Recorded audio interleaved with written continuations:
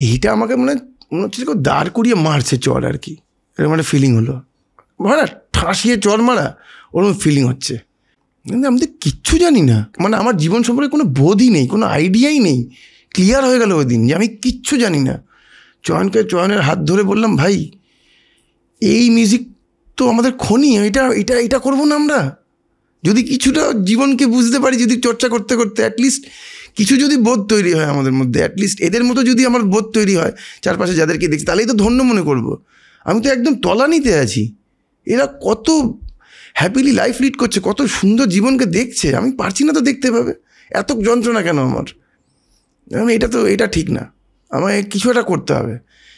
চয়নও একই রকমভাবে মোটিভেটেড, ও তো চুপ হয়ে আছে পুরো। ও খুব হিট করলে ও কথা বলে না, আর আমি অনেক বেশি কথা বলি। দুজনে আমি বকে যাচ্ছে, ও শুনছে। তো ওই বান্ধবীর বাড়িতে আর যাওয়া হলো না আমাদের। আমরা 3 দিনে মেলাতেই ছিলাম।